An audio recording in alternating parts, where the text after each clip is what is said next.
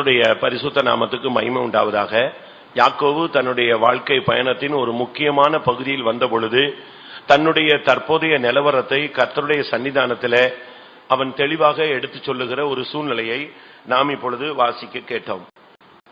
யாக்கோபினுடைய பிறப்பு ஒரு போராட்டமான பிறப்பு.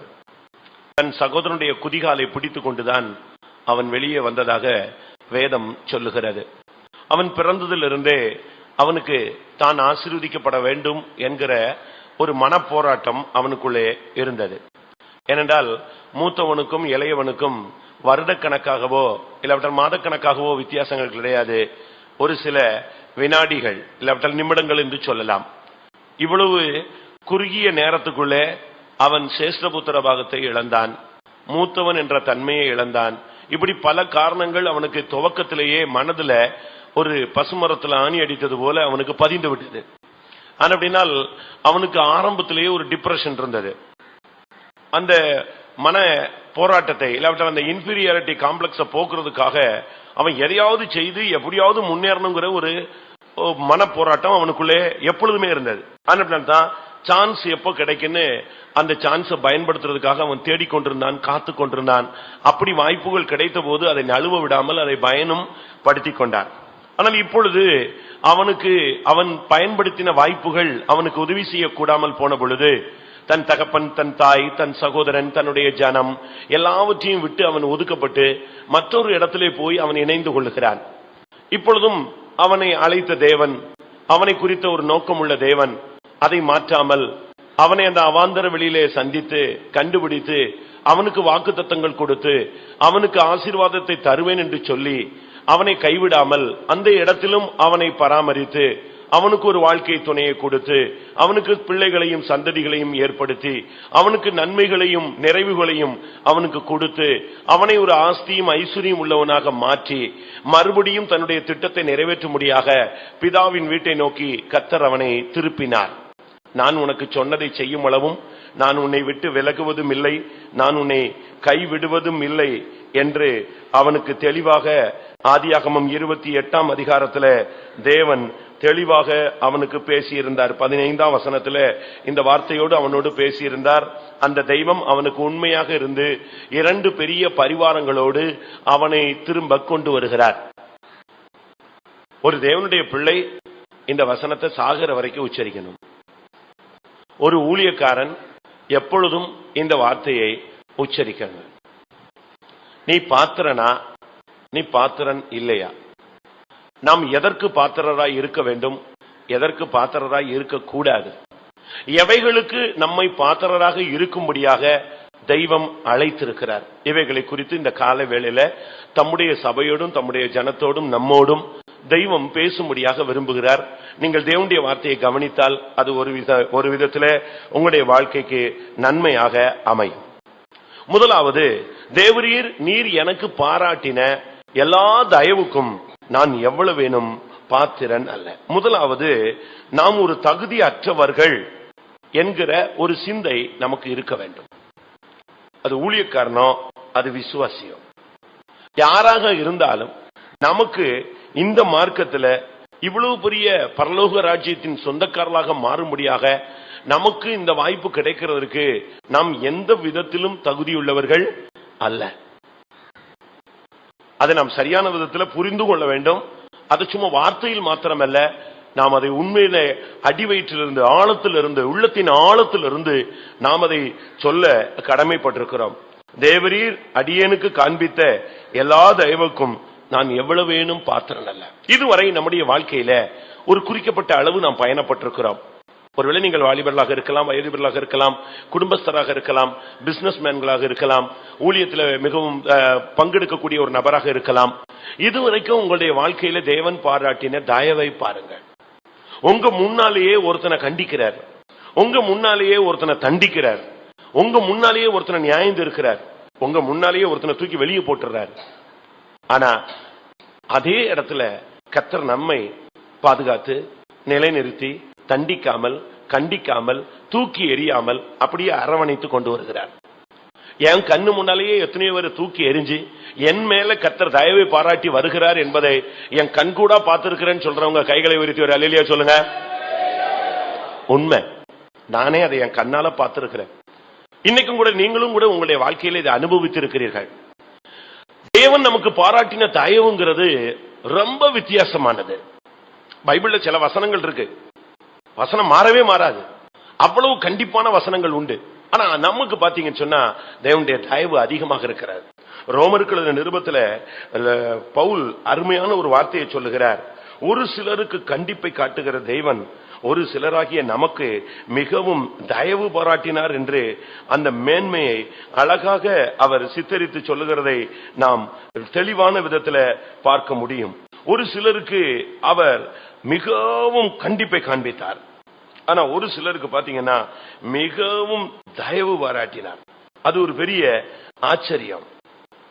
வாசியங்கள் ரோமர் 11:22. ஆகையால் தேவனுடைய தயவையும் கண்டிப்பையும் பார், விழுந்தவர்களிடத்திலே கண்டிப்பையும் உன்னிடத்திலே தயவையும் காண்பித்தார். எப்படி இருக்கும் பாருங்க. ஒரே இடத்துல தெய்வம் நிக்கிறாரு, நாம 2 பேர் நிக்கிறோம். ஒருத்தவனை தண்டிக்கிறாரு, ஒருத்தனை தயவு பாராட்டுறாரு. அவன் இவனை விட குற்றம் குறைவா செஞ்சவன், ஆனா இவன் குற்றம் அதிகமா செஞ்சவன். இவன் தான் தண்டிக்கப்பட்டிருக்கணும், ஆனா அந்த இடத்துல ஒரு சாதாரண குற்றவாளி தண்டிக்கப்படுகிறான், மிகப்பெரிய குற்றவாளி தப்புவிக்கப்படுகிறான். அதுதான் நமக்கு கிடைச்ச ஒரு பெரிய தயவு. அதை நாம் இந்த நாட்களில் விளங்கி கொண்டு அதுக்கு நாம் ஆண்டவரே நான் எனக்கு எந்த விதத்திலும் பாத்திரன் அல்லன்னு சொல்ல வேண்டிய நம்முடைய தகுதியின்மையை தேவனுடைய சன்னிதானத்தில் அறிக்கையிட வேண்டிய ஒரு காலம் இதுதான். இரண்டாவது, அதே வசனத்தில் நாம் பார்க்கும் பொழுது தேவரீர் எனக்கு பாராட்டின இந்த சத்தியத்திற்கு நான் எவ்விதத்திலும் பாத்திரன் அல்ல. ஒன்று, தயவுக்கு நான் பாத்திரன் அல்ல. இரண்டாவது, எனக்கு வெளிப்படுத்தின சத்தியத்துக்கும் நான் பாத்திரன் அல்ல. சத்தியம் என்பதனுடைய வார்த்தையினுடைய சரியான அர்த்தம் உண்மை. வசனம் என்ற அர்த்தம் இருக்கிறது, சத்தியங்கிறது கரெக்டா உண்மை. இது சத்தியமா சொல்றியா அப்படின்னு கேட்கிறோம். அப்படின்னா என்ன அர்த்தம்? அப்படின்னா என்ன அர்த்தம்? உண்மையா சொல்றியா? சத்தியம் பண்ணு அப்படிங்கிறோம். ஆமா, உண்மையா சொல்கிறேன். அப்ப இந்த இடத்துல தேவன் நமக்கு உண்மையுள்ளவரா இருக்கிறார். ஆனா நாம எத்தனையோ இடத்துல உண்மை இல்ல. ஆனா உண்மையுள்ள இருப்போம் என்று எண்ணித்தான் வேதம் அழகாக சொல்லுகிறது. உண்மையுள்ளவர்கள் என்று எண்ணி இந்த கனமான ஊழியத்துக்கு தேவன் எங்களை கொண்டு வந்தார் என்று ஒரு மனிதன் தேவன் தன்னுடைய உண்மையை எப்படி எதிர்பார்க்கிறார், அவர் எப்படி உண்மை உள்ளவர் என்பதை குறித்து அவர் தெளிவாக வெளிப்படுத்துகிறார். ஆனா நம்மில் எத்தனை பேர் உண்மை உள்ளவர்களாக இருந்தோன்னு தெரியாது. ஆனா தேவன் உண்மை உள்ளவர். 1 தீமோத்தேயு 1:12 பார்க்கும் பொழுது, என்னை பலப்படுத்துகிற நம்முடைய கர்த்தராகிய இயேசு கிறிஸ்து என்னை உண்மையுள்ளவன் என்று என்னை இந்த ஊழியத்திற்கு ஏற்படுத்தினபடியால் அவரை ஸ்தோத்திரிக்கிறேன். நாம எப்படி இருந்தாலும் சரி, எப்படி இல்லாவிட்டாலும் சரி, ஆனா அவருடைய மைண்டில் நம்ம உண்மை உள்ளவன் என்று எண்ணுகிறார். இன்னொரு இடத்துல சொல்லி இருக்கிறது, நம்மை அவர் உத்தமன் என்று எண்ணுகிறார். எப்படி இருக்குன்னு பாருங்க. ஒரு மனுஷன், அவன் மண்ணு, அவன் மண்ணான மனுஷன், அவன் தன்னுடைய வாழ்க்கையில எப்பொழுதுமே தெய்வீகத்தை விளங்கிக் கொள்ளாத ஒரு மனுஷன். ஆனா அவனை கர்த்தர் எப்படி மாத்துகிறார், இல்லாட்ட எப்படி கணக்குல வச்சு வாசிங்க. 1 தெசலோனிக்கேயர் 2:4. சுவிசேஷத்தை எங்களிடத்தில் ஒப்புவிக்கத்தக்கதாய் தேவன் எங்களை உத்தமர் என்று எண்ணினபடியே. பாருங்க, ஒவ்வொரு விசுவாசிகளையும் கர்த்தர் உண்மையுள்ளவர் என்று எண்ணுகிறார், அடுத்து உத்தமர் என்று எண்ணுகிறார். இந்த 2 எண்ணத்துலதான் அவர் நம்ம எல்லா விதத்திலும் பராமரித்து வருகிறார். இன்னொரு விதத்துல சொல்ல போனா, நாம் உண்மை இல்லாவிட்டாலும் அவர் உண்மையுள்ளவராக இருக்கிறார். அதனால்தான் அந்த மனுஷன் சொல்றான், ஆண்டவரே நான் என் சகோதரனை ஏமாத்தினேன், என்னுடைய தகப்பனை நான் ஏமாத்தினேன், என்னுடைய மாமனாரை ஏமாத்தினேன் அவன் சொல்றான். ஆனா நீரோ என்னை ஏமாத்தல. நான் எத்தனையோ இடத்துல உண்மை இல்லாதவன்கிறது எனக்கு தெரியும். ஆனா நீர் எனக்கு பாராட்டின சத்தியத்துக்கு நான் எவ்வளவு வேணும் பாத்திரன் அல்ல. முதலாவது, நம்முடைய தகுதியின்மையை நாம் உணர முடியாத சில வசனங்களை நான் உங்களுக்கு முன்பாக வைக்க விரும்புகிறேன். ஒன்று, தேவன் பாராட்டின தயவுக்கு நாம் பாத்திரர்கள் அல்ல. இரண்டாவது, தேவன் நமக்கு காட்டின சத்தியத்துக்கு நாம் பாத்திரர்கள் அல்ல. நீங்க யோசிச்சு பாருங்க, இந்த சத்தியங்கிறது ரொம்ப வித்தியாசமானது. நான் நம்முடைய சபையை ரொம்ப டாப்பா தூக்கி கொடுக்கணும்னு சொல்லல. அப்படி சொன்னதுனால எனக்கு ஒன்னும் பிரைஸ் கொடுத்துட்டு போறதும் இல்ல. நல்லா புரிஞ்சுக்கணும், இந்த சத்தியத்துக்கும் மற்ற சத்தியத்துக்கும் ஒரு பெரிய டிஃபரெண்ட் இருக்கு. அது இப்போ உங்களுக்கு தெரியாது. நீங்க மகிமையில பாருங்க. மகிமையின் தேசத்துல வரும் பொழுது இந்த சபை, இந்த ஐக்கியம், இந்த சத்தியம், இதுக்கு எவ்வளவு வித்தியாசம் இருக்குங்கிறத, இதுக்கு எவ்வளவு டிக்னிட்டி மேல இருக்குங்கிறத நீங்க பார்க்கலாம். அது அன்னைக்கு நீங்க பார்க்கும்போது ஆச்சரியப்படுவீங்க. நம்ம இந்த சத்தியத்தை இவ்வளவு உதாசீனப்படுத்திட்டோமே அப்பதான் நீங்க ஃபீல் பண்ணுவீங்க. இரண்டாவதாக மத்தேயு 3ஆம் அதிகாரம் 11ஆம் வசனத்தை பார்க்கும்போது, நான் பாத்திரன் அல்ல என்கிற வசனங்களை நான் உங்களுக்கு முன்பாகவே, நமக்கு எந்த தகுதியும் கிடையாதுங்கிறத முதலாவது நம்ம விளங்கிக் கொள்ளணும். மனம் திரும்புதலுக்கென்று நான் ஜலத்தினால் உங்களுக்கு ஞானஸ்நானம் கொடுக்கிறேன், எனக்கு பின் வருகிறவரோ என்னிலும் வல்லவராய் இருக்கிறார், அவருடைய பாதரட்சைகளை சுமக்கிறதற்கு நான் பாத்திரன் அல்ல. பாருங்க, செருப்ப சுமக்கிறது கூட எனக்கு தகுதி இல்லைன்னு சொல்றேன். நீங்க யோசிச்சு பாருங்க. நான் ஒரு நாள் ஒரு சீப்பாஸ் அவர் செருப்பு போடாமலே அதை பாய் போட்டிருந்ததுனால ரொம்ப தூரம் வந்துட்டார். அவரு யோசிக்கல. ஆனா நானு அதை பார்த்து அவரு செருப்பு எடுத்துட்டு நானு அவருக்கு தெரியாமலே பின்னால வச்சு பேசிக்கிட்டே அவர் கூடயே வந்து அவரு கரெக்டா பாய விட்டு வெளியே வர்ற இடத்துல செருப்பு போட்டேன். நான் செருப்பு போட்டுட்டு திரும்பினா அவர் அசிஸ்டன்ட் என் செருப்பு எடுத்துட்டு அவன் அங்க இருந்து எரிஞ்சிருக்கான். எனக்கு தெரியாம அவன் எனக்கு பின்னால வந்துகிட்டே இருந்தான். நானு அவருக்கு செருப்பு போட்டோன்னு அவரு, ஐயோ சாரி நான் கவனிக்காம இவ்வளவு தூரம் வந்துட்டேனே, நீங்க ஏன் தூக்கிட்டு வந்தீங்க அப்படின்னாரு. திருப்பி பார்த்தா இவன் ஏன் செருப்பு போடுறான். எப்படி இருக்குன்னு யோசிச்சு பாருங்க. நாம இந்த நாட்களில நாம என்ன செய்யறோமோ அது நமக்கு செய்யப்படும். அது நீங்க மறந்துடாதீங்க. அது நன்மை செஞ்சா நன்மை கிடைக்கும், தீமை செஞ்சா தீமை கிடைக்கும். இங்கே சொல்லி இருக்கிறது, யோவான் ஸ்நானகன் ஸ்திரீகளில் பிறந்தவனில் அவனை போன்ற பெரியவன் ஒருவனும் இல்ல. இயேசுவுக்கு ஞானஸ்நானம் கொடுக்கிற அளவுல அவனை பிதாவானவர் உருவாக்கி கொண்டு வந்து நிப்பாட்டினார். இப்ப நம்ம எடுத்திருக்கிற ஞானஸ்நானங்கிற சத்தியத்தை இன்ட்ரோடியூஸ் வேர்ல்டுல பண்ண முதல் ஆள் அவர் சொல்றாரு, இயேசு கிறிஸ்துவனுடைய செருப்பை சுமக்கிறதுக்கு எனக்கு என்ன கிடையாது, தகுதி கிடையாது. ஏன் அப்படி சொன்னாரு? இயேசு கிறிஸ்துவனுடைய பாதரட்சியை சுமக்க எனக்கு சக்தி கிடையாது, எனக்கு அவ்வளவு தகுதி கிடையாது. காரணம் என்ன தெரியுமா? பைபிள் சொல்லுகிறது, இந்த புதிய ஏற்பாட்டு சபையில் உள்ள சிறியவன் யோவான் ஸ்நானனை காட்டிலும் யாரு பெரியவன். ஏனென்றால் யோவான் ஸ்நானகன் பரிசுத்தாவி ஊற்றப்படுறதுக்கு முன்னால நெஞ்சிடறாரு.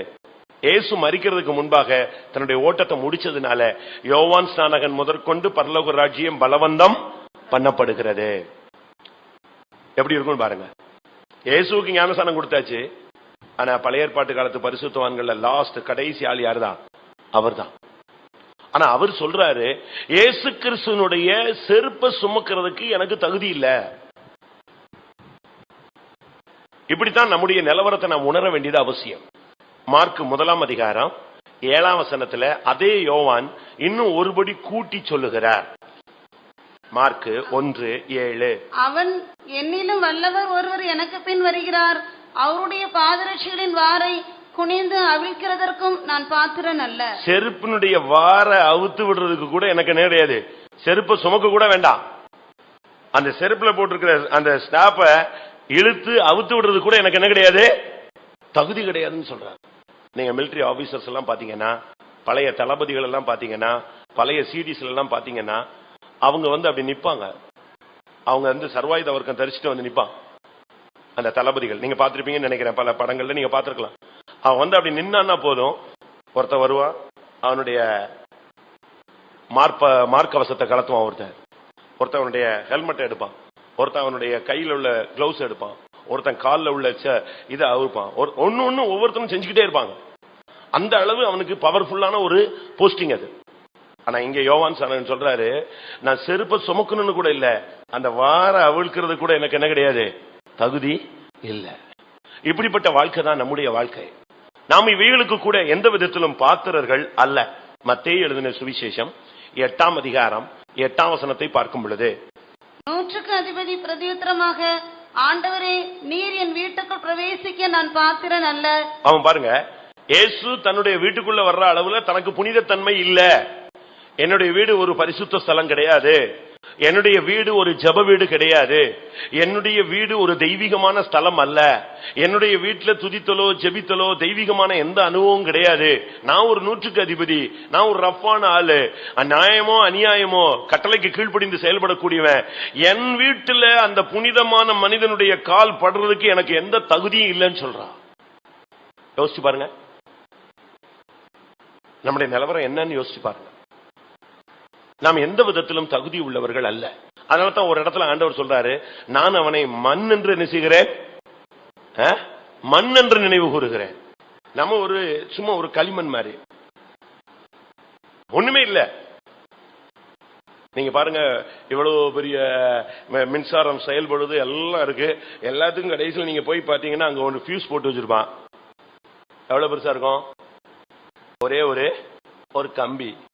அதை எடுத்து விட்டானா மொத்தமா ஃபியூஸ் போயிடும். இதுதான் நம்முடைய நிலவரம். ரொம்ப ஆக்டிவா இருக்கலாம், கூட்டம் முடியறதுக்குள்ள ஃபியூஸ் எடுத்துட்டாருன்னா நீங்க கூட்டத்திலேயே பிளாட் ஆயிடுவீங்க. அப்படி எத்தனை பேர் ஆயிருக்காங்க யோசிச்சு பாருங்க.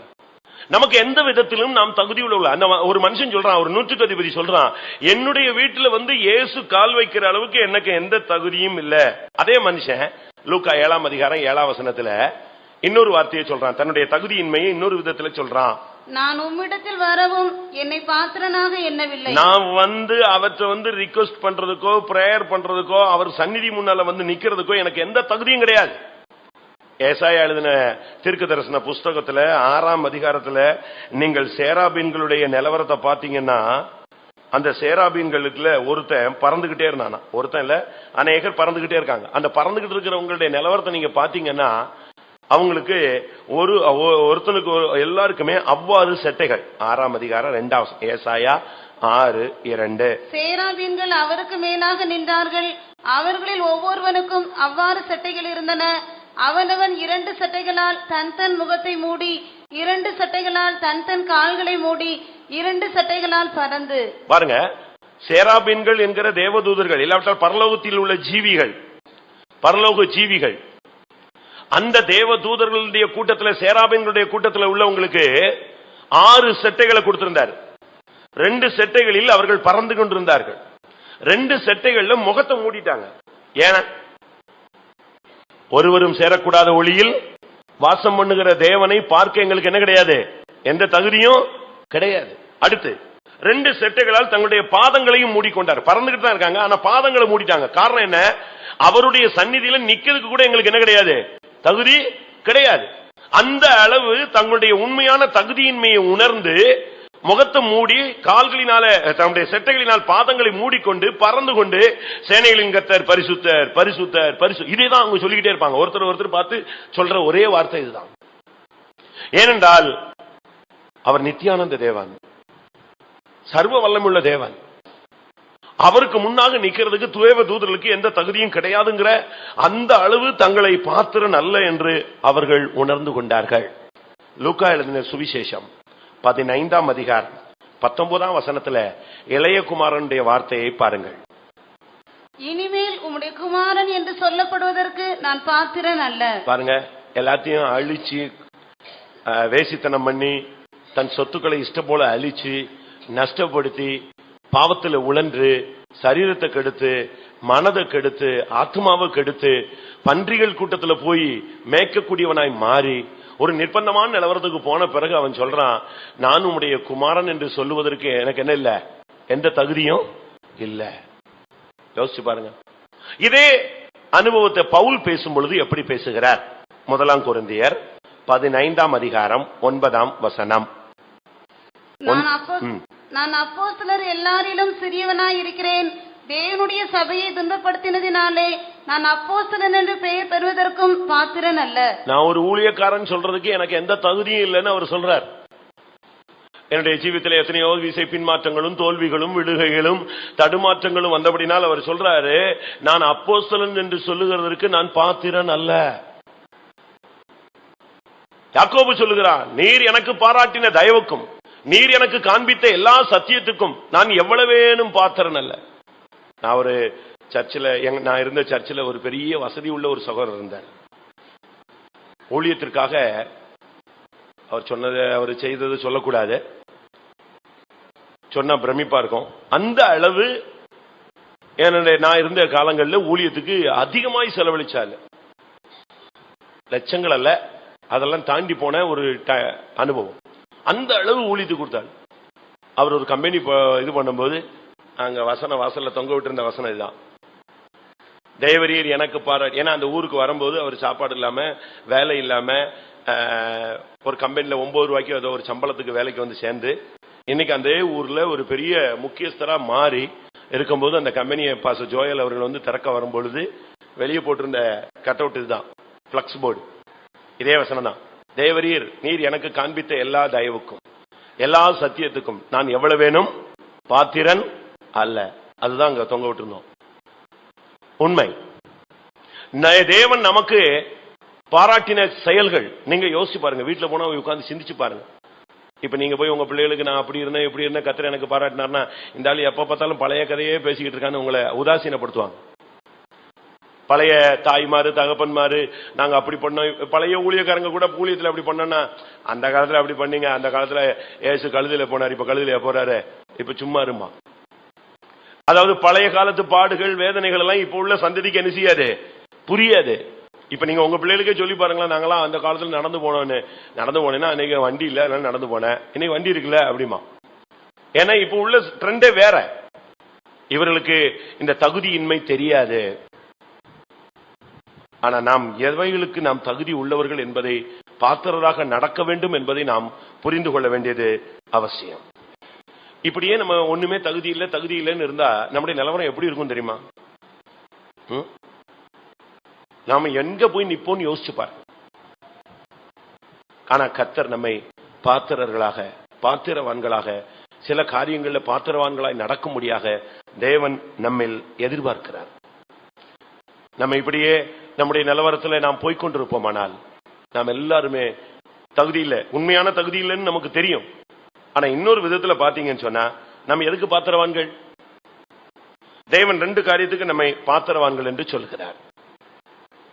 சில காரியங்களுக்கு நாம் பாத்திரராய் நடக்கணும்னு சொல்லி இருக்கு. ஆனா அப்படி நடக்கலன்னு சொன்னா நாம் வேற ஒரு காரியத்துக்கு பாத்திரராய் போயிடுவோம். அதை நாம் சரியான விதத்தில் புரிந்து கொள்ள வேண்டும். எபேசியர் 4ஆம் அதிகாரம் 1ஆம் வசனம். ஆதலால் கர்த்தர் நிமித்தம் கட்டுண்டவனாகிய நான் உங்களுக்கு சொல்லுகிற புத்தி என்னவெனில், நீங்கள் அழைக்கப்பட்ட அழைப்புக்கு பாத்திரவான்களாய் நடந்து. முதலாவது ஒரு தேவனுடைய, நான் இப்ப உங்களுக்கு இதுவரைக்கும் நம்ம பாத்திரர் அல்ல, நமக்கு தகுதி இல்லைங்கிறத நான் உங்களுக்கு முன்னால வச்சேன். இப்ப எவைகளுக்கெல்லாம் நம்ம பாத்திரரா நடக்கணும் அப்படிங்கறத உங்களுக்கு முன்னாக வைக்கிறேன். அதற்கு அடுத்து இவைகளுக்கு பாத்திரரா நீங்க நடக்கலைன்னா நாம் எதுக்கு பாத்திரனா போய் மாட்டிக்கொள்வோம் அப்படிங்கறத நான் உங்களுக்கு முன்பாக வைக்க விரும்புகிறேன். முதலாவது, நீங்கள் சகோதரரே நீங்கள் அழைக்கப்பட்ட அழைப்புக்கு பாத்திரராய் நடந்து கொள்ளுங்கள். ஒவ்வொருவருக்கும் ஒரு அழைப்பு இருக்கு. எபிரேயர் 3ஆம் அதிகாரம் 1ஆம் வசனத்தின்படி, இப்படி இருக்க பரம அழைப்புக்கு பங்குள்ளவர்களாகி பரிசுத்த சகோதரரே, பரம அழைப்புக்கு பங்குள்ள பரிசுத்த சகோதரரே. நம்முடைய அழைப்பு பரம அழைப்பு. இந்த உலகத்துல நீங்க ஒரு வேலைக்காகவோ பிசினஸ்க்காகவோ குடும்பத்துக்காகவோ இல்ல நல்ல ஆசீர்வாதமா சபையில இருக்கணுங்கிறதுக்காகவோ அழைக்கப்பட்டவர்கள் அல்ல. அதனால தான் பவுல் இதை குறித்து பேசும் பொழுது, இம்மைக்காக ஒருவன் கிறிஸ்துவை பின்பற்றுவானால் அவன் பரிதபிக்கப்படத்தக்கவன்.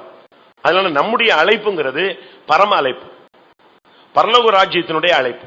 அந்த அழைப்புக்கு நீங்கள் பாத்திரராய் நடந்து கொண்டு, எவ்வளவு தெளிவான வசனம் தெரியுமா அந்த வசனம்?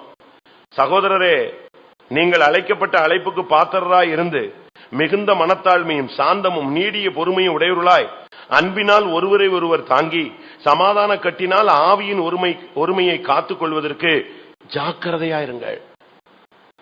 அழைப்ப நீங்க காத்துக்கொள்ளணும். அது ஒரு ஆஃபர் லெட்டர் மாதிரி. நீங்க ஒரு வேலைக்கு போறீங்கன்னு சொன்னா நீங்க கையில ஆஃபர் லெட்டர் கொண்டு போற மாதிரி. இன்னைக்கு பாருங்க, எல்லாருக்குமே இந்த அழைப்பு, ஒவ்வொருத்தருக்கும் ஒவ்வொரு அழைப்பு இருக்கு. ஒருத்தருக்கு சீயோனுக்குரிய அழைப்பு இருக்கு, ஒருத்தருக்கு எருசலேமுக்குரிய அழைப்பு இருக்கு, ஒரு சிலருக்கு பாடுபடணுங்கிற அழைப்பு இருக்கு, ஒரு சிலருக்கு பரிசுத்தமாய் ஜீவிக்கணும்னு அழைப்பு இருக்கு. வேதம் சொல்லுகிறது, தேவன் உங்களை அசுத்தத்திற்கு அல்ல, எதற்காக அழைத்திருக்கிறார்? பரிசுத்தத்திற்கே அழைத்திருக்கிறார். அப்ப நம்முடைய அழைப்பை குறித்த ஒரு தெளிவான ஒரு காரியத்தை புரிந்து கொண்டு அந்த அழைப்புக்கு பாத்திரராக நடந்து கொள்ளணும். உங்களுக்கு ஒரு அழைப்பு இருக்குன்னு சொன்னா அதுக்கு ஏற்ற வண்ணமாக உங்களுடைய வாழ்க்கையினுடைய ஒவ்வொரு பகுதியிலும் நீங்க நடந்து கொள்ள வேண்டியது அவசியம்.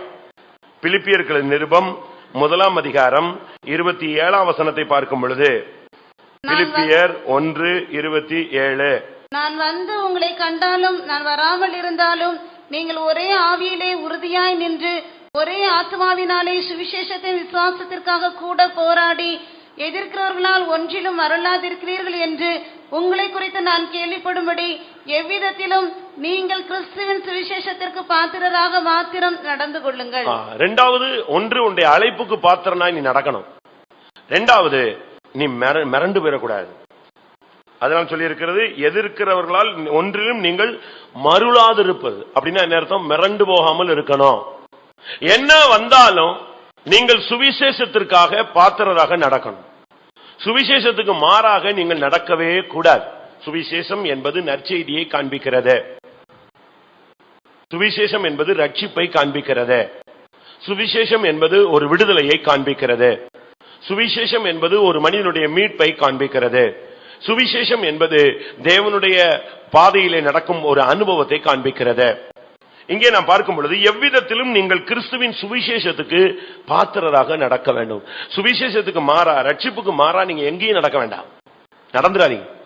உங்களுடைய வேலை ஸ்தலத்திலேயோ, குடும்ப வாழ்க்கையிலேயோ, வீடுகளிலேயோ, நண்பர்கள் மத்தியிலேயோ, உறவினர்கள் மத்தியிலேயோ, ஒரு நல்லதோ கெட்டதோ ஒரு பங்கன்லயோ, 4 பேருக்கு மத்தியிலேயோ, சபையிலேயோ, இல்லாவிட்டா வெளியேயோ, உங்களுடைய எந்த இடத்துல இருந்தாலும் சரி, நீங்கள் சுவிசேஷத்துக்கு பாத்திரராய் நடக்கணும். நீ யார் அப்படிங்கிறது தெரியணும். நீ கிறிஸ்துவனுடைய சொந்த சுவிசேஷத்துக்கு சொந்தக்காரன். அத நீ சொல்லணும்னு அவசியம் கிடையாது. நீ ஒரு போர்டு போடணும், ஒரு பேட்ஜ் அடிச்சுக்கணும், அப்படிலாம் ஒரு யூனிஃபார்ம் போடணும்லாம் அவசியம் இல்ல. நீ ஒரு சுவிசேஷத்துக்கு பாத்திரன் என்பதை நீ மற்றவர்கள் புரிகிற அளவில் நீ நடந்து கொள்ள வேண்டியது அவசியம். அதுதான் வேதம் சொல்லுகிறது. ஒன்று, நீ அழைப்புக்கு பாத்திரனா நடந்து கொள். இரண்டாவது, நீ அறிந்த கிறிஸ்துவின் சுவிசேஷத்துக்கு பாத்திரனா நடந்து கொள். எந்த இடத்துல உன்னை தூக்கி போடட்டும், கர்த்தர் உன்னை எந்த பாதையில் நடத்தட்டும், ஒருவேளை மனுஷர்கள் உன்னை எந்த பாதையில் நடத்தட்டும், நீங்க பாருங்க, அதிகமாய் நேசித்ததானே யாக்கோபு யோசேப்பை பகைக்கிற சகோதரர்கள் மத்தியிலே அனுப்பினான். அதிகமாய் பகைத்தவர்கள் அவனை விற்று போட்டார்கள். அவனை அதிகமாய் கனம் பண்ணின மனிதன் அவனை குற்றவாளியாய் மாற்றி சிறைச்சாலையில போட்டான். இப்படி அவனுக்கு சூழ்நிலைகளும் மாறிக்கொண்டே வந்தது. ஆனா அவனுக்கு ஒரு தரிசனம் இருந்தது, அவனுக்கு ஒரு தெய்வீக முடிவு இருந்தது, அவனுக்கு ஒரு பரிசுத்தம் இருந்தது. அந்த பரிசுத்தத்துக்கு எந்த சூழ்நிலையிலும் அவன் பாத்திரனாய் நடந்து கொண்டான். அந்த சிங்காசனத்தில் கொண்டு போய் நிறுத்துகிற தெய்வத்துக்கு அவன் பாத்திரனாய் நடந்தான். ஒரு தகுதியுள்ள பாத்திரன் சொன்னா தகுதியுள்ளவன், அதுக்குரியவன் என்று அர்த்தம். நம்மில் எத்தனை பேர் இந்த நாட்களில சுவிசேஷத்துக்கு பாத்திரராக நடக்கிறோம்? 1 தெசலோனிக்கேயர் 2 அதிகாரம் 11 வசனத்தை பார்க்கும் பொழுது, மேலும் தம்முடைய ராஜ்யத்துக்கும் மகிமைக்கும் உங்களை அழைத்த தேவனுக்கு நீங்கள் பாத்திரராய் நடக்க வேண்டும் என்று. பாத்தீங்களா? தம்முடைய ராஜ்யத்துக்கும் மகிமைக்கும் உங்களை அழைத்திருக்கிறார்.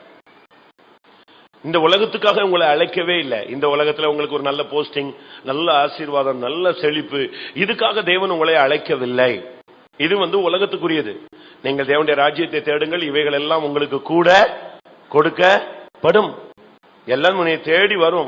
வாசல் தமிழ்ல சொல்லுவான், கொடுக்கிற தெய்வம் என்ன செய்யும்? கூரைய பிச்சுக்கிட்டு கொடுக்குன்னு சொல்லுவான். அந்த அளவு உன்னுடைய வாசற்படியிலே ஆசீர்வாதம் கொட்டும். அந்த அளவு தேவனால் உன்னை கனப்படுத்த முடியும். இங்கே சொல்லியிருக்கிறது, தம்முடைய ராஜ்யத்துக்கு உங்களை அழைத்த தேவனுக்கு நீங்கள் பாத்திரராய் நடந்து கொள்ளுங்கள். தம்முடைய மகிமைக்கு உங்களை அழைத்த தேவனுக்கு நீங்கள் பாத்திரராய் நடந்து கொள்ளுங்கள். அப்போஸ்தலர் நடபடிகள் 5 அதிகாரம் 41 வசனத்தை பார்க்கும் பொழுது, கிறிஸ்துவின் நிமித்தம் அவமானப்படுவதற்கு நாம் அழைக்கப்பட்டிருக்கிறோம், பாத்திரராக நடக்க வேண்டும். அவருடைய நாமத்துக்காக தாங்கள் அவமானம் அடைவதற்கு பாத்திரராக எண்ணப்பட்டபடியினால் சந்தோஷமாய் ஆலோசனை சங்கத்தை விட்டு புறப்பட்டு போய். அவமானம் என்பது கிறிஸ்தவ வாழ்க்கையினுடைய ஒரு போர்ஷன். நீங்க ஒரு காலேஜ்ல படிக்கிறீங்கன்னா ஒரு சப்ஜெக்ட், ஒவ்வொரு சப்ஜெக்ட் இருக்கும்.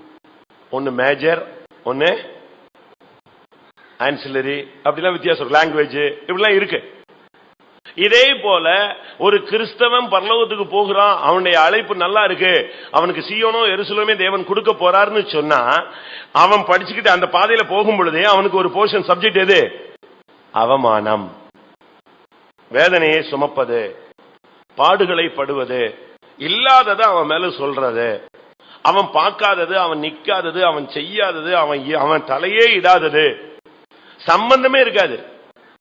அந்த இடத்துல அவன் இருந்ததாக, அவன் பேசினதாக, அவன் நடந்து கொண்டதாக, அவன் தான் அதை செஞ்சதாக ரொம்ப தெளிவா அழகான அருமையான சாட்சிகள் வச்சு நிரூபிச்சு அவனை கொண்டு வந்து நிப்பாடிடுவாங்க.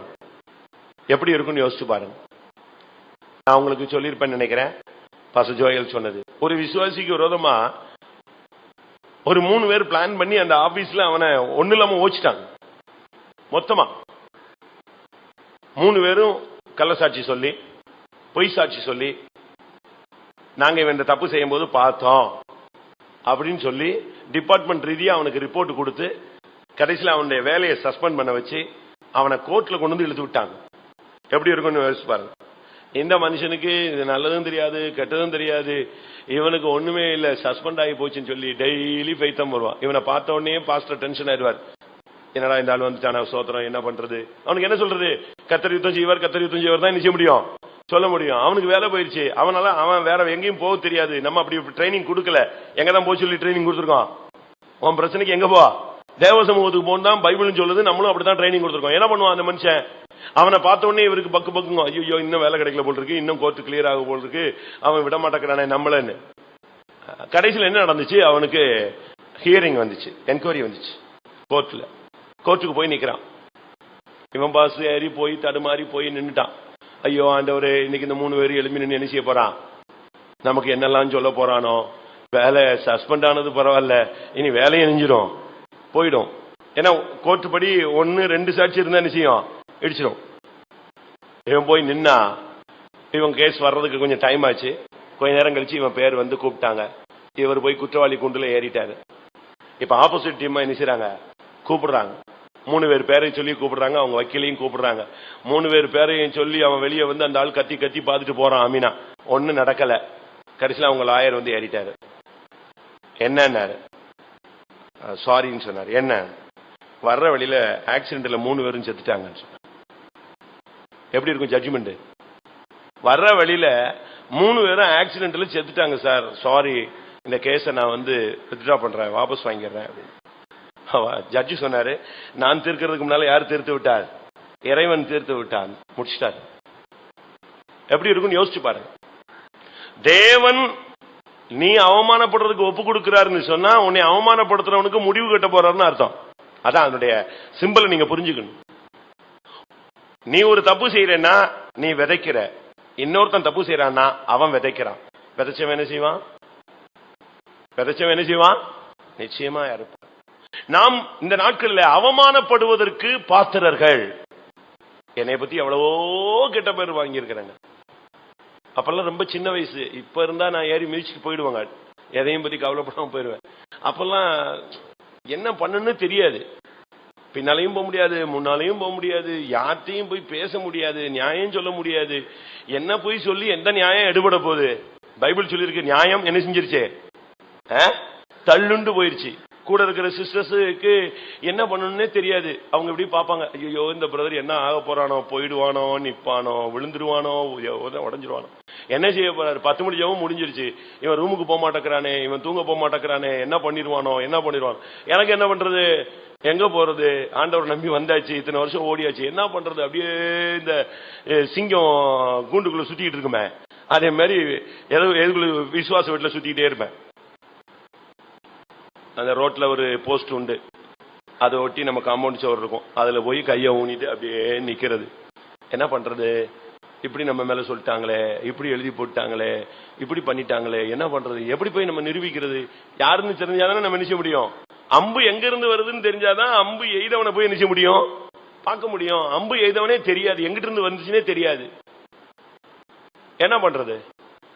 11, 12, 1 அப்படியே ரோட்ல மனுஷனே இருக்க மாட்டான். அந்த காம்பவுண்ட் வால்ல நின்று அப்படியே நின்றுட்டு அந்த காம்பவுண்ட் வால்லையே கண்ணீர் விட்டுட்டு அதை அப்படியே நினைச்சிட்டு, சரி அவங்க பார்த்துட்டே இருப்பாங்க. சிஸ்டர்ஸ் எல்லாம் ஹாலில் உட்காந்து தோத்துறோம், இவன் இப்படியே போயிடுவானோ, வந்துருவானோ, என்ன பண்ண போறான், டெய்லி இப்படி நிக்கிறானே, இப்படிலாம் இருந்துச்சு.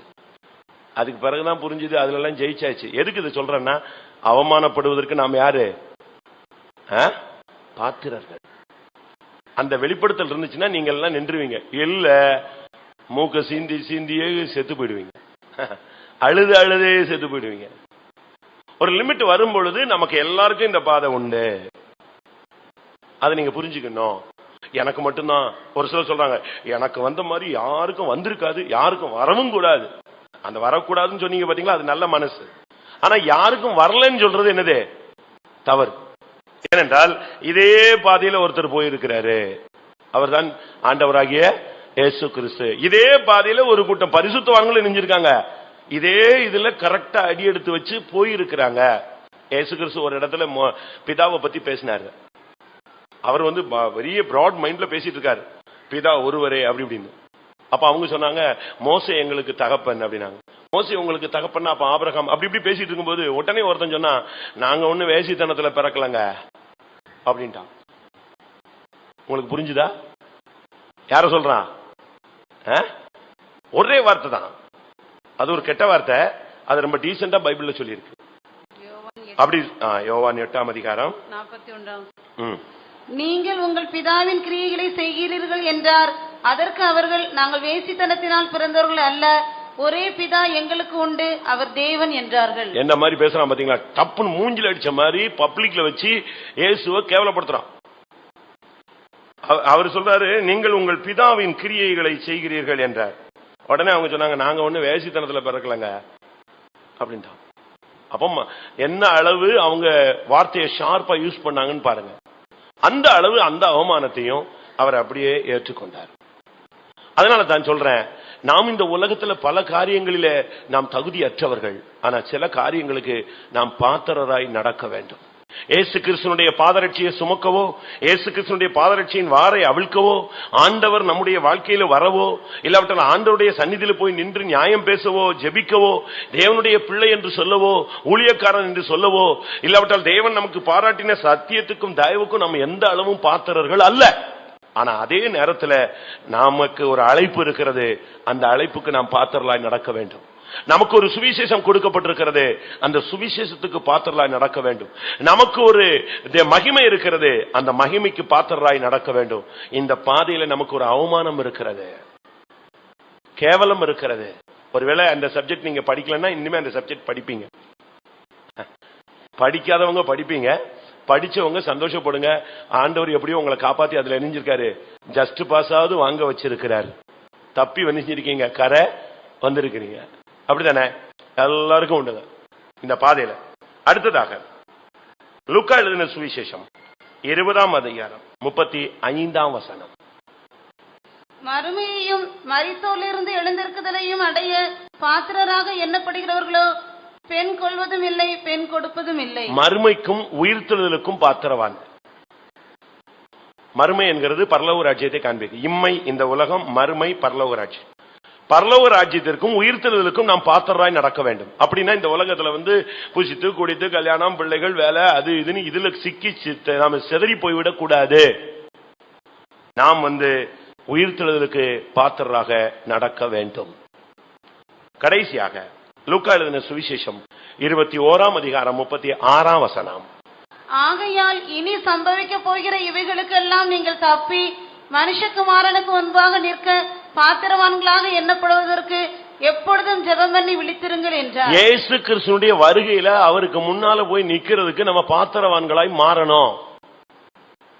அதுதான் நம்முடைய அழைப்பினுடைய பூரண நிச்சயம், ஒரு நோக்கம்.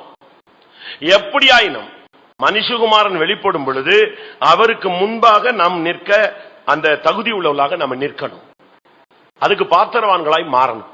இதுக்கு தான் கர்த்தர் கிருபை கொடுக்கிறாரு, இதுக்கு தான் அபிஷேகம் கொடுக்கிறாரு, இதுக்கு தான் தாளந்துகள் கொடுக்கிறாரு, இதுக்கு தான் வரங்கள் கொடுக்கிறாரு, இதுக்கு தான் பரிசுத்தம் கொடுக்கிறாரு, இதுக்கு தான் ஜெப ஆவி கொடுக்கிறாரு, இதுக்கு தான் தெய்வீகத்தை கொடுக்கிறாரு. இந்த ஒரே நோக்கம் தான். எப்படி ஆயினும் மனுஷகுமாரனுக்கு முன்பாக நிற்க நாம் பாத்திரவான்களாய் மாற வேண்டும். நான் இப்ப உங்களுக்கு முன்னால சில எதுக்கெல்லாம் நம்ம பாத்திரங்களாய் நடக்கணும்னு உங்களுக்கு முன்பாக வைத்தேன். ஆனா இப்படிப்பட்ட வாய்ப்புகளை ஒரு விசுவாசியோ ஊழியக்காரனோ சரியான விதத்துல பயன்படுத்தி கொள்ளாவிட்டால் ஆட்டோமேட்டிக்கா அவன் எங்க போய் நிக்கிறாங்கிறதையும் நீங்க விளங்கி கொள்ள வேண்டியது அவசியம். ஒரு சிலருக்கு என்னன்னு தெரியாது. ஒரு சிலர் என்ன சொல்றாங்க, இப்ப ஆர்சியில நீங்க பாத்தீங்கன்னா ஒருத்தன் தவறு செஞ்சிட்டானா உத்தரிக்கும் ஸ்தலத்துக்கு போறான், கொஞ்ச நாள் அவன் வேதனைப்படுறான், மறுபடியும் அவன் எங்க போயிடுறான், மேல போயிடுறான். முஸ்லீம் என்ன சொல்றான், ஒரு முஸ்லீம் எவ்வளவு தவறு செஞ்சாலும் அவனுக்கு வேதனை உண்டாக்கும் ஒரு ஸ்தலம் இருக்கிறது. அந்த ஸ்தலத்துல வச்சு அல்லாஹ் அவனை வேதனைப்படுத்திட்டு அந்த வேதனையின் காலம் முடிஞ்ச உடனே அல்லாஹ் தன்னளவில் அவனை என்ன செய்கிறார், உயர்த்தி கொள்கிறார்னு சொல்றான். ஆனா பைபிள்ல இந்த சத்தியம், இந்த குறுக்கட் வழியே கிடையாது.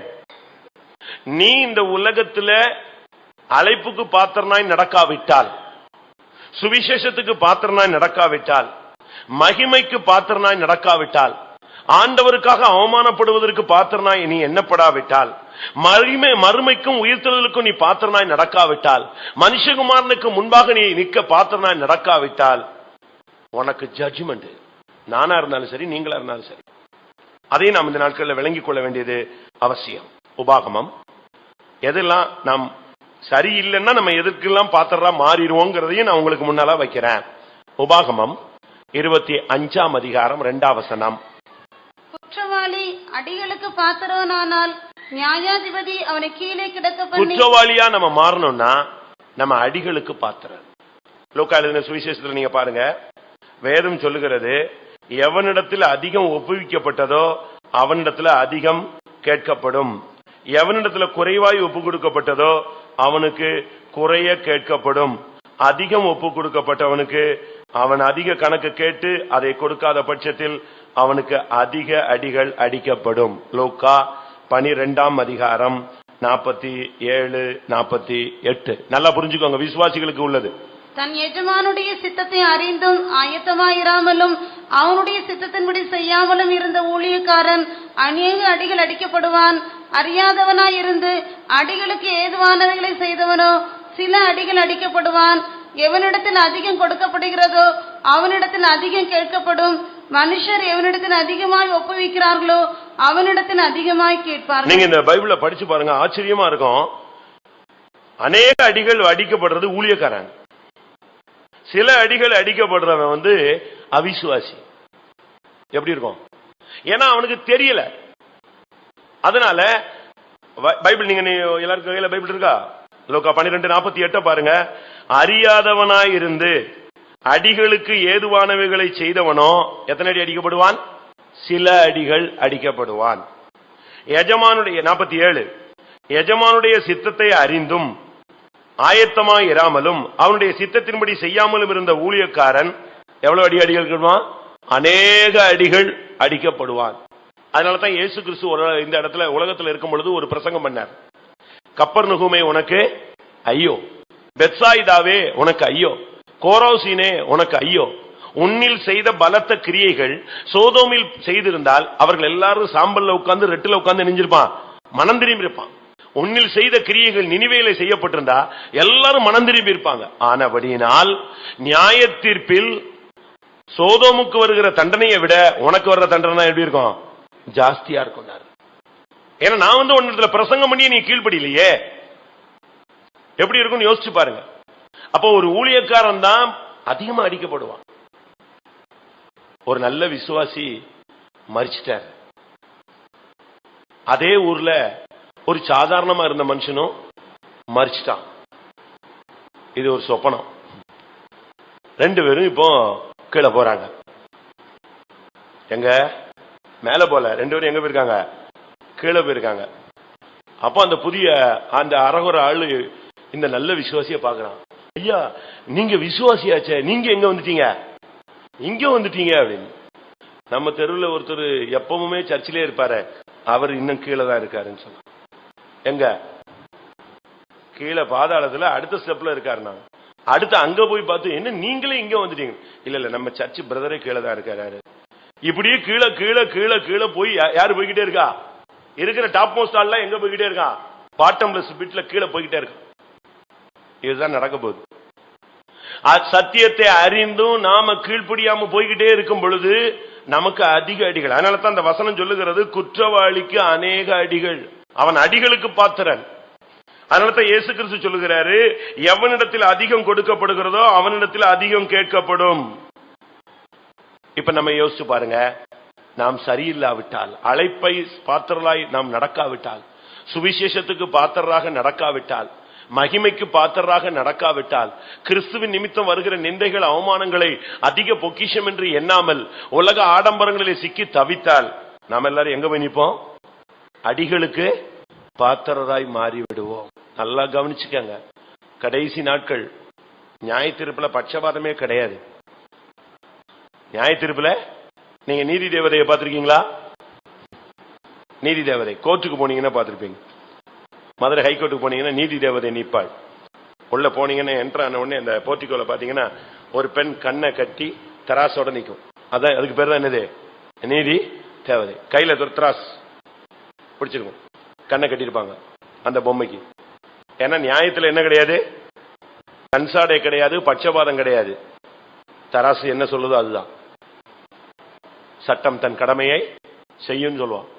அதே போல இதே தேவன் நியாயத்தீர்ப்பை தூக்கி பிடிச்சு நிறுத்துவாரு. நீ இதுக்கு பாத்திரம் அல்லனா நீ அடிகளுக்கு யாரு பாத்திரனாய் மாறுவாய். 1 சாமுவேல் 26:16. நீர் செய்த இந்த காரியம் நல்லது அல்ல.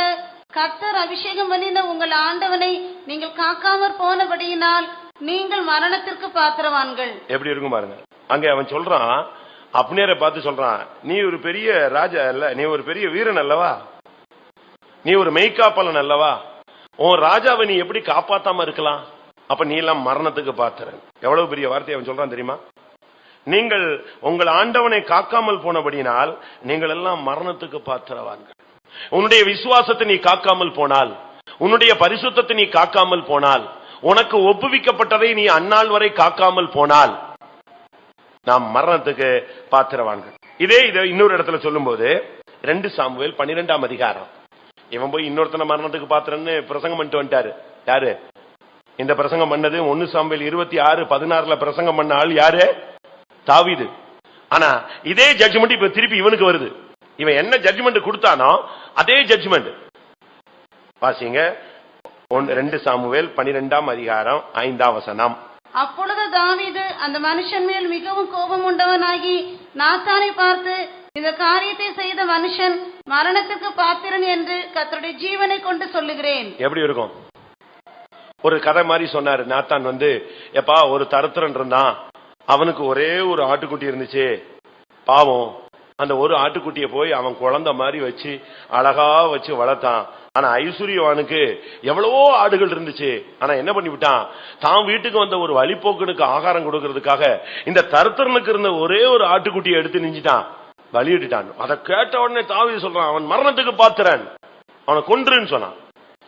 உடனே தீர்க்கதரிசி சொன்னா, அப்படியா அவனை கொன்றலாமா? ஆமா, நீதான் அந்த மரணத்துக்கு பாத்திரன். வாசிங்க 7ஆம் வசனம். அப்பொழுது நாத்தான் தாவீதை நோக்கி, நீயே அந்த மனுஷன், நீயே அந்த மனுஷன், ஊர்ல உள்ளவனெல்லாம் மரணத்துக்கு பாத்திரன் என்று தீர்த்து கொண்டு வருகிறாய். அப்னேரை பார்த்து சொன்ன, நீ வீரன் இல்லையா, நீ பெரிய பெரிய தளபதி இல்லையா, நீ சவுலை காக்காமல் போனபடினால், ஆண்டவனை காக்காமல் போனபடினால் நீ மரணத்துக்கு பாத்திரன். அடுத்து இப்போ ஒரு ஐஸ்வர்யவான் ஒரு ஏழையினுடைய ஆட்டுக்குட்டியை எடுத்து கொண்டுட்டான், சாப்பிட்டுட்டான், அழிச்சுட்டான்னு சொன்னா உடனே இவன் சொல்றான், நீ அவன் மரணத்துக்கு பாத்திரன். தீர்க்கதரிசி சொன்னா, எப்பா இதெல்லாம் சேர்ந்து யாருதான்? நீதான். நம்ம சபையில இப்படி யாராவது ஒரு தீர்க்கதரிசி இருக்கானா?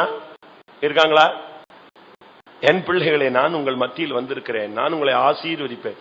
இப்படி தீர்க்க தரிசனம் கேட்கறதுக்கு பஞ்சமே கிடையாது. ஆனா அப்ப உள்ள தீர்க்கதரிசிகள்னா வெட்டு 1 துண்டு 7 8 விழும். ராஜா கூப்பிட்டு கேட்பான், நீ என்ன செய்ய, நான் என்ன செய்யணும்னு நினைக்கிற, நான் இந்த இப்படி பண்ணிட்டேனே என்ன நடக்கும்? நீ சாகவே சாவாய். இப்ப நம்ம அப்படியே சொல்லுவோம், கர்த்தர் உன்னை மன்னிக்கிறார், இறக்கத்தில் ஐஸ்வர்யம் உள்ள நம்முடைய மத்தியில வந்திருக்கிறார். நம்மால் கை தட்டுறான், உடனே முழங்கால் போடுறான், அல்லேலியா ஆமென்கிறான். ஏன்னா தப்பிடுவோமாங்கிற ஒரு நம்பிக்கையில அல்லேலியா போடுறான். ஆனா அன்னைக்கு தீர்க்கதரிசி என்ன சொன்னான் தெரியுமா? மரணத்துக்கு பாத்திரன் இவன் சொன்ன உடனே வேற யாரும் இல்ல, தாவீதே நீயே அந்த மனுஷன். ஒருத்தனை கொன்னுட்டு அவன் மனைவியை எடுத்துக்கிட்டு அந்த மனுஷனை அப்பாவிய ஒண்ணுமில்லாம ஆக்கிட்டியே, நீதான் என் மரணத்துக்கு பாத்திரம். எப்படி இருக்கும் பாருங்க. தாவீதுக்கு வந்த ஜட்ஜ்மெண்ட பாருங்க. அப்படியே நிலை குலைஞ்சு போய் உட்கார்ந்துட்டான். அபிஷேகம் பண்ணப்பட்டவன், அழைக்கப்பட்டவன், வாசிப்பதில் தேறினவன், யுத்த காரிய சமர்த்தன், யுத்த வீரன், என்னெல்லாமோ குவாலிபிகேஷன் இருக்கட்டும். இப்ப ஜட்ஜ்மெண்ட் எப்படி வந்து நின்றுடுச்சு? நீயே மரணத்துக்கு பாத்திரன். சத்தியம் தெரியலாம், அபிஷேகம் இருக்கலாம், ஆவியில நிரம்பலாம், என்னென்ன பண்ணலாம், ஆனா நாம் மரணத்துக்கு பாத்திரலாக போய்விடக் கூடாது. ரோமர் 1ஆம் அதிகாரத்துல பார்க்கும்போது ஒரு 23 குற்றங்களை சொல்லி அங்கே ரோமருக்கு பவுல் பேசும் பொழுது இதெல்லாத்தையும் செஞ்சவெல்லாம் மரணத்துக்கு பாத்திரன்னு முடிச்சிட்டாரு. ரோமர் 1ஆம் அதிகாரம் 29, 30, 31 அதுல ஒரு 23 லிஸ்ட் இருக்கு. 32ஆம் வசனத்துல சொல்றாரு, இப்படிப்பட்டவைகளை செய்கிறவர்கள் மரணத்துக்கு பாத்திரர்கள். இதுல ஒரு விசுவாசி, நீங்க எல்லாரும் இப்ப நான் வாசிக்க சொல்ல போறேன், நீங்க டிக் பண்ணிட்டே வாங்க. நான் இல்லை, நான் இல்லை, நான் இல்லை, நான் இல்லைன்னு டிக் பண்ணிட்டே வாங்க. இந்த 32லயும் தப்பிட்டீங்கன்னா நீங்க முடியும் போது கை வைக்கணும். சரியா? சரி வாசிங்க.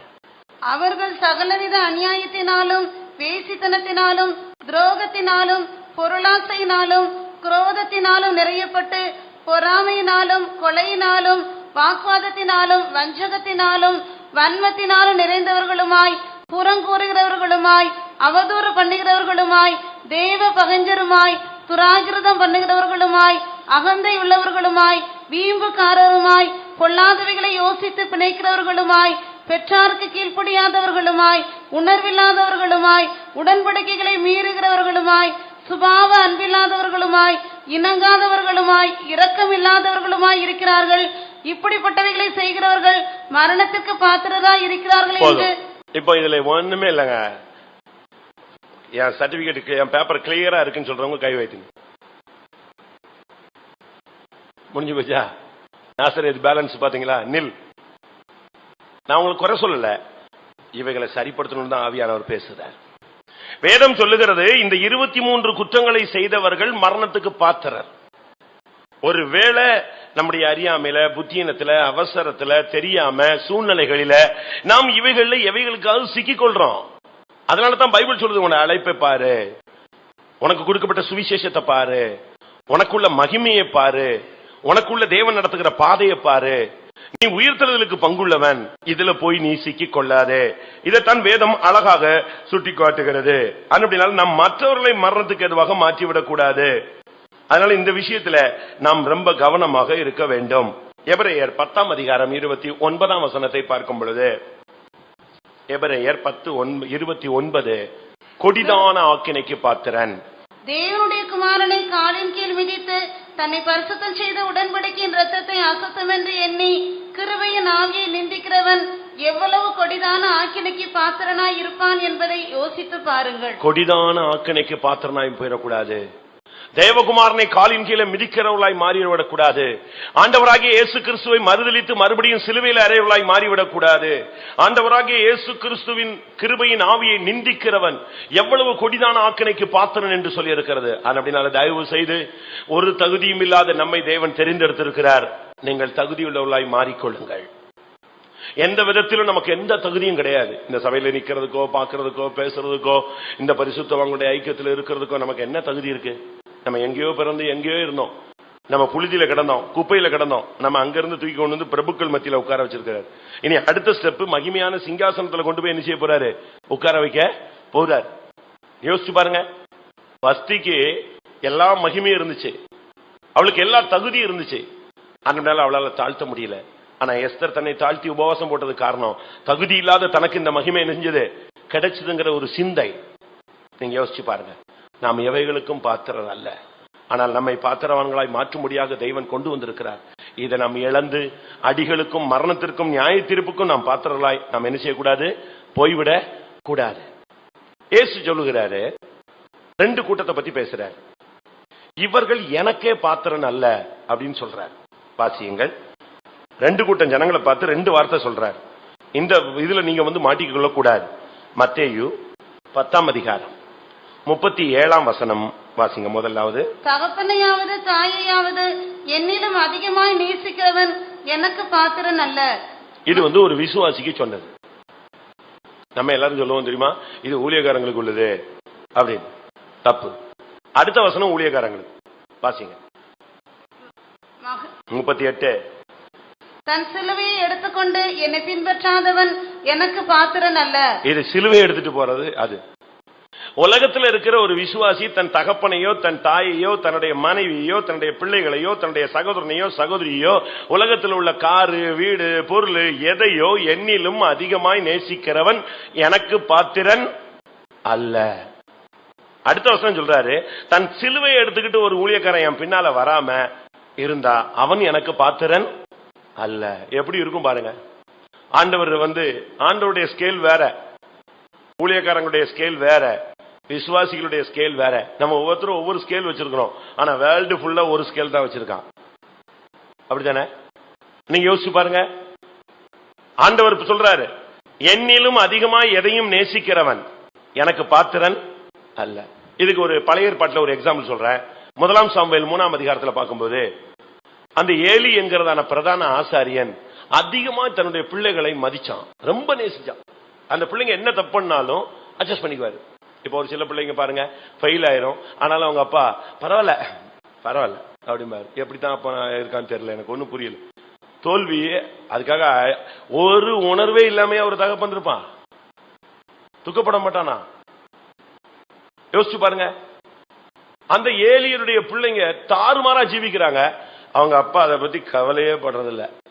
அதனாலதான் கர்த்தர் கடைசியா கேட்டாரு, நீ என்னை காட்டிலும் உன்னுடைய குமாரரை அதிகமா என்ன செய்கிறாய், மதிக்கிறாய். ஆனா அப்படி நல்ல ஒரே நாள்ல உனக்கும் உன் பிள்ளைகளுக்கும் நியாய தீர்ப்பு ஒரு ஜட்ஜ்மெண்ட் கொடுத்துட்டாரு. அது நிறைவேறிச்சு. ஒரே நாள்ல 3 பேரும் செத்தும் போயிட்டாங்க. இது ஒரு திருஷ்டாந்தம். அதனாலதான் சொல்லி இருக்கிறது, என்னை காட்டிலும் மற்ற எதையும் அதிகமாக நேசிக்கிறவன் எனக்கு பார்த்தான். அதே போல ஒரு ஊழியக்காரனா இருந்தா அவன் சும்மா ஃபாலோ பண்ணக்கூடாது. தன் சிலுவை எடுத்துக்கொண்டு என் பின்னாய் வராதவன் எனக்கு பாத்திரன் அல்ல. இயேசு கிறிஸ்து இந்த உலகத்தில் இருக்கும்போது அவரே ஒரு பிரசங்கம் பண்ணாரு.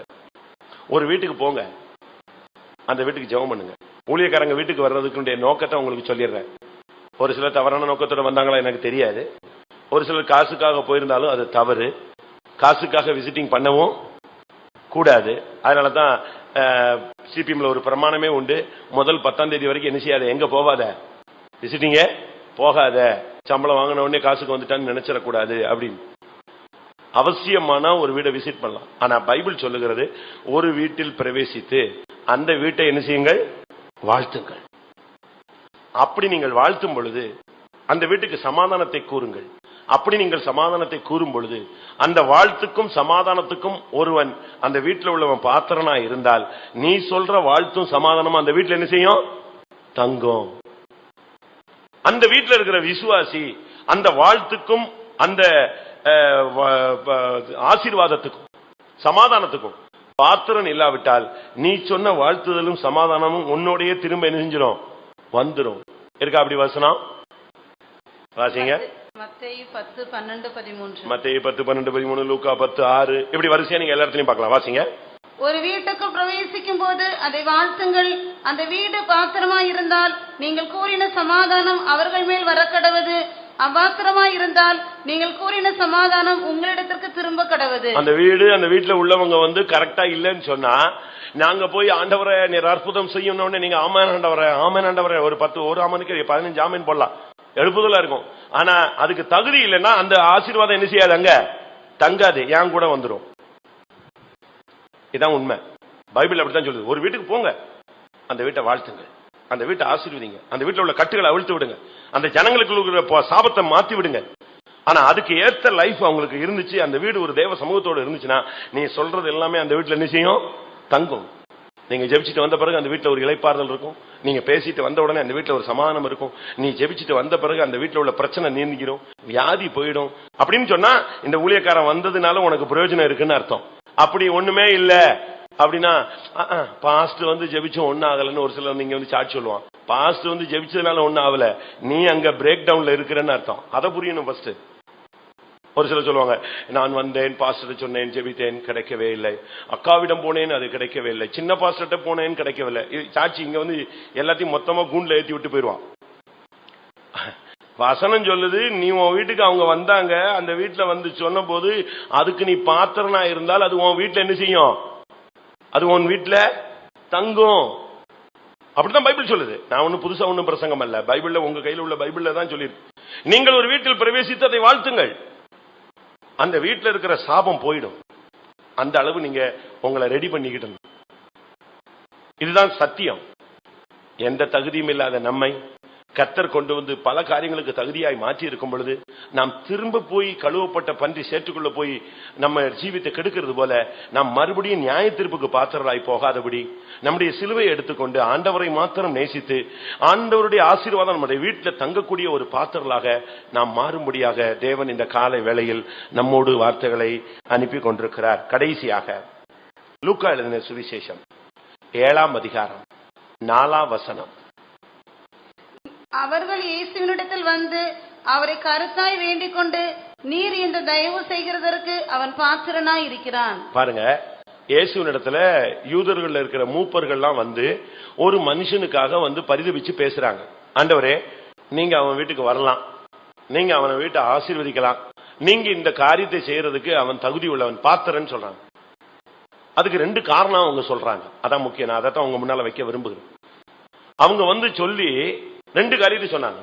ஆண்டவரே, நீர் இந்த உதவியை செய்யறதற்கு அந்த மனுஷன் பாத்திரன். எந்த மனுஷன்?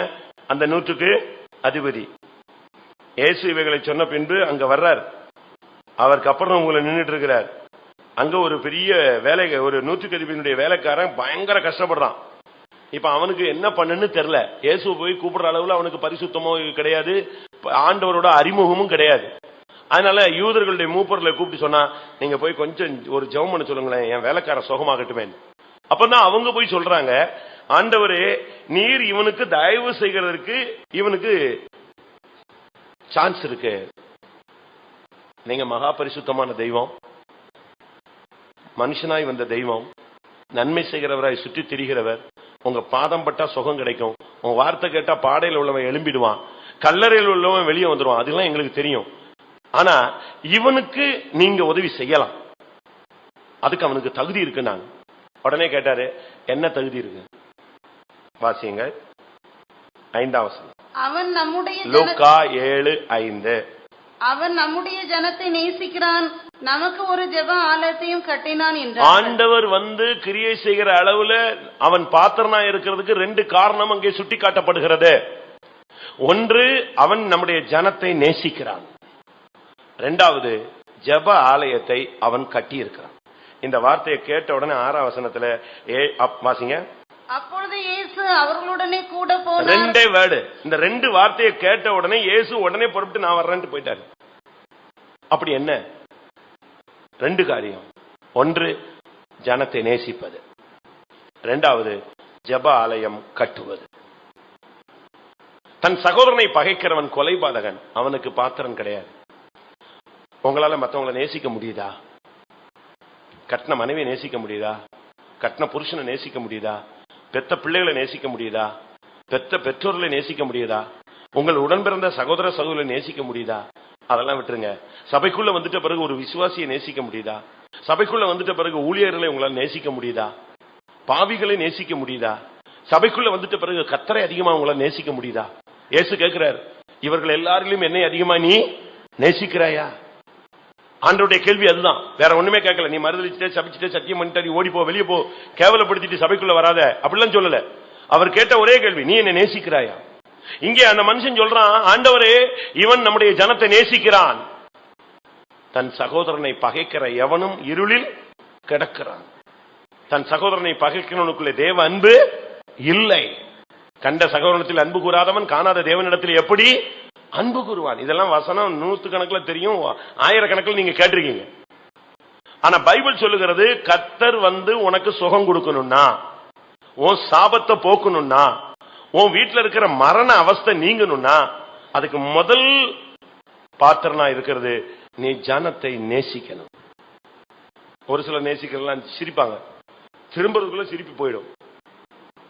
என்ன பண்றது? பார்த்துட்டோம், நேருக்கு நேரம் பார்த்துட்டோம் இல்லையா அப்படிமா. அப்ப என்ன அர்த்தம்? உண்மையான அன்பு இல்ல. உண்மையான அன்பு இருந்தா கொரிந்தியர்ல சொல்லப்பட்டதெல்லாம் இருக்கும்.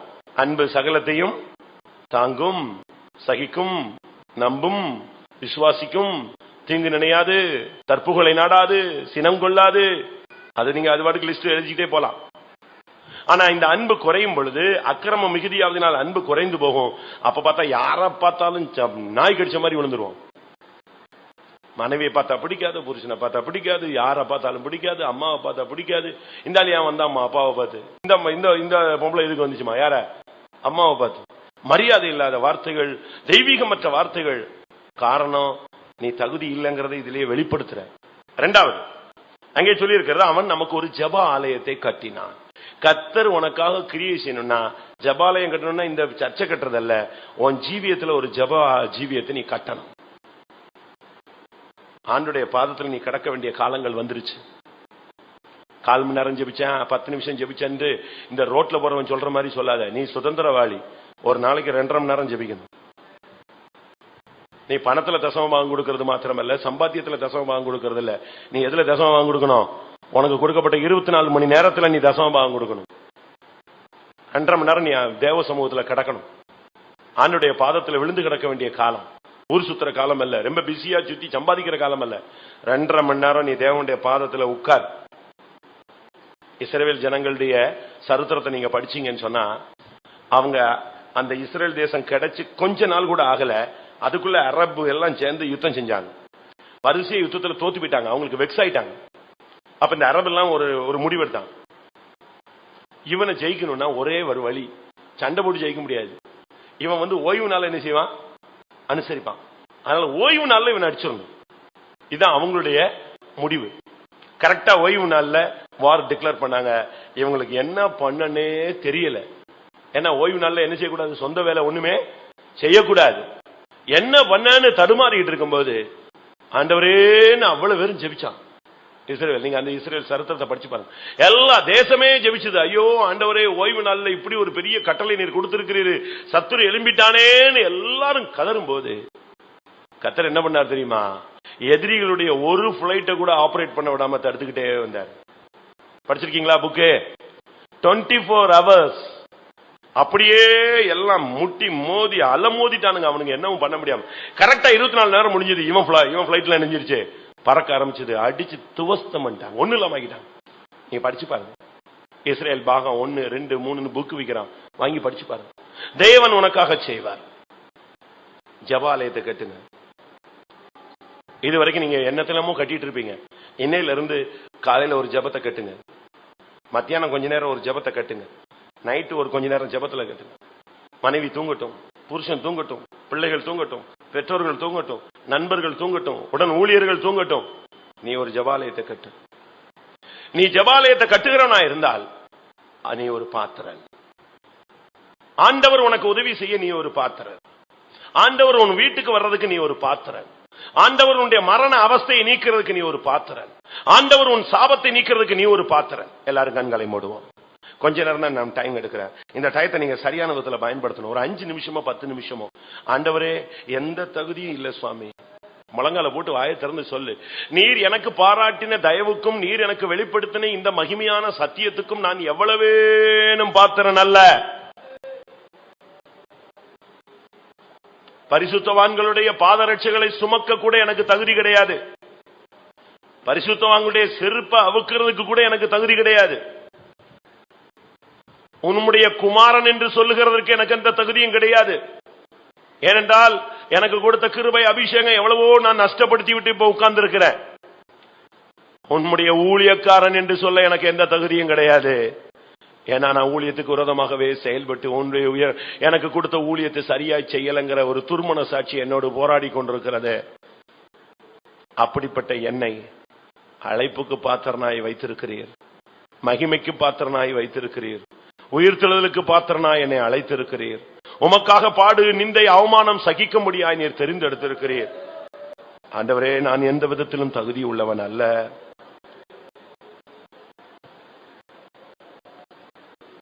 நான் அடிகளுக்கு பாத்திரன் ஆண்டவரே, நான் மரணத்துக்கு பாத்திரன் ஆண்டவரே, கொடிதான ஆக்கினைக்கு நியாய தீர்ப்புக்கு பாத்திரன் ஆண்டவரே. என்னை போல தவறு செய்தவர்கள் இன்றைக்கு சபையில இல்ல, அழிஞ்சு போயிட்டாங்க. ஆனா என்னை நீர் தண்டிக்கல. தயவு என்கிறதான ஒரு பகுதியில் என்னை நிப்பாட்டி வச்சிருக்கிறீர். எத்தனை பேர் அதை ஃபீல் பண்றீங்க?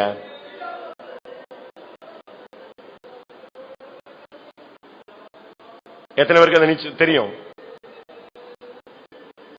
ஒரு ஆக்சிடென்ட் ஆச்சு, 38 பேர் செத்தாங்க. ஒருத்தன் தப்புனா அவன் ஒரு விசுவாசி. எப்படி இருக்கும்னு யோசிச்சு பாருங்க. அவ்வளவு பேரும் ஜட்ஜ்மெண்ட் மாதிரி ஆயிட்டாங்க. ஆனா ஒரு ஆள் தப்பிட்டான். அவனை மனுஷகுமாரனுக்கு முன்பாக நிற்க கர்த்தர் பாத்திரனாய் வைத்திருக்கிறார்.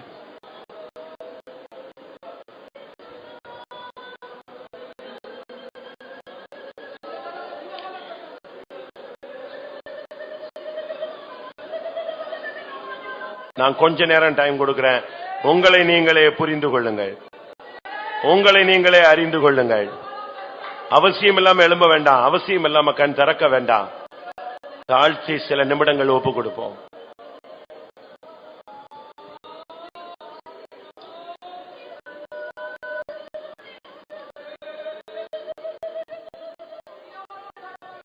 ஆண்டவரே உம்முடைய பிள்ளை, உம்முடைய ஊழியன், உம்முடைய விசுவாசி என்று சொல்லுகிறதுக்கு நீர் எனக்கு தகுதிப்படுத்தினாலும், ஆனா என்னுடைய செயலோ என்னுடைய ஊழியத்தின் கிரியைகளோ நான் பாத்திரன் அல்ல என்பதை எனக்கு உணர்த்துகிறது. நான் உம்முடைய ஊழியன் என்று சொல்ல, உம்முடைய குமாரன் என்று சொல்ல, உம்முடைய பிள்ளை என்று சொல்ல எனக்கு எந்த தகுதியும் இல்ல. எத்தனை பேர் ஒத்துக்கொள்கிறீர்கள்?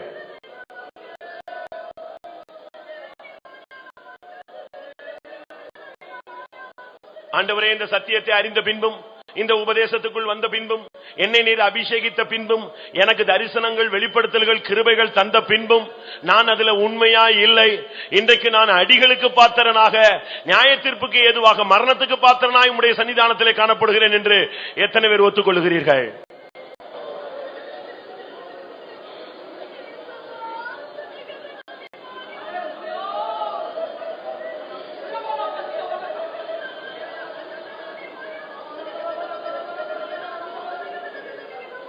அழைப்புக்கு பாத்திரராய் நடக்க ஒப்பு கொடுங்கள்.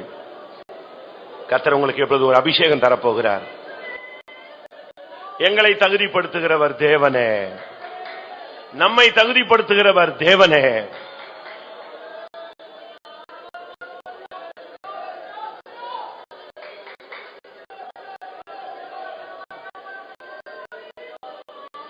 உன் கையிலே ஒரு சுவிசேஷம் ஒப்பு கொடுக்கப்பட்டது. அது மகிமையின் சுவிசேஷம். அந்த சுவிசேஷத்துக்கு நீ பாத்திரனாய் நடந்து கொள். உனக்கு கிருபைகள், வரங்கள், வல்லமைகள், ஆசீர்வாதங்களுக்கு கொடுத்தார். அதுக்கு பாத்திரனாய் நடந்து கொள். எப்பொழுதும் எக்காலம் தொனிக்கலாம். மனுஷகுமாரனுக்கு முன்பாக நிற்க பாத்திரனாய் மாற்றிக்கொள்.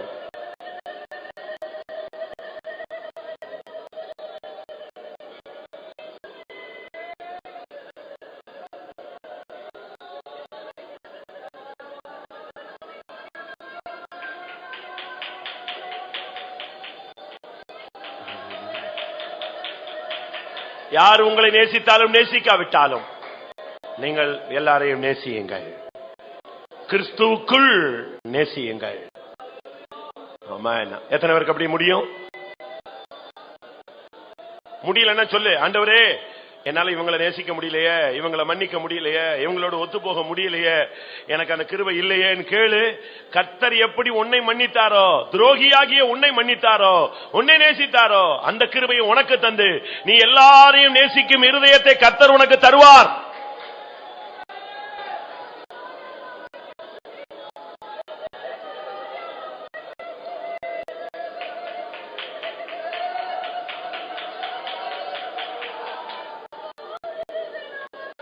ஜப ஆலயத்தை கட்டுங்கள். நான் கூட்டத்தை முடிக்க போகிறேன். எத்தனை பேர் ஜப ஜீவியத்தை இன்னைக்கு இந்த கூட்டத்தில் நீ தயவு பெற பாத்திரனாய் மாற வேண்டுமானால் உன்னுடைய ஜபம் கட்டி எழுப்பப்படட்டும். ஒரு நாளுக்கு 1 மணி நேரம் நான் நல்லா ஜபிக்கிறேன். அதாவது கவனிங்க, 4 மணிக்கு எந்திரிச்சிட்டு ஒரு லிஸ்ட வாசிச்சுட்டு தூங்கிட்டு குப்புற விழுந்துகிட்டு செத்து போன மாதிரி அந்த ஜபத்தை நான் சொல்லல. டெய்லி நான் தனியா உட்கார்ந்து 1 மணி நேரம் கர்த்தருடைய பாதத்துல மரியாள் உட்கார்ந்தது போல உட்கார்ந்துட்டு இருக்கேன். கிருபையினால அதை நான் பயிற்சி வித்து பாதுகாத்துட்டு வர்றேன்னு சொல்றவங்க இருந்தா பெருமைக்காக அல்ல, ஆண்டுடைய நாம மகிமைக்காக கைகளை உயர்த்துங்க.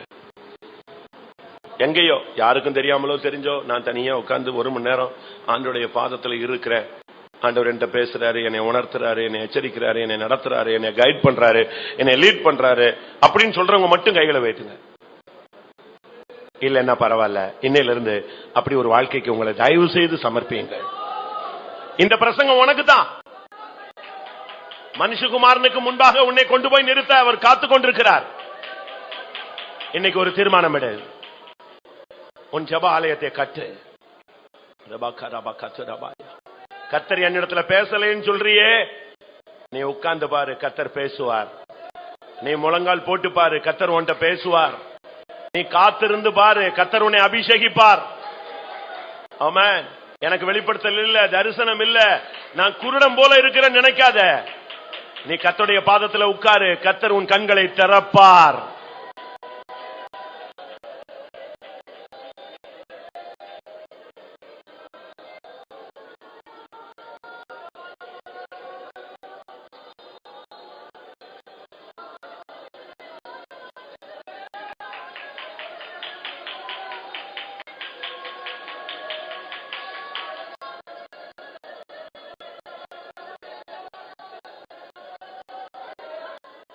ஹல்லேலூயா. ஊழியம் செய்திடும் சொந்த குமாரனை தந்தை தன் அன்பினால் கடாட்சிக்கும் வண்ணமே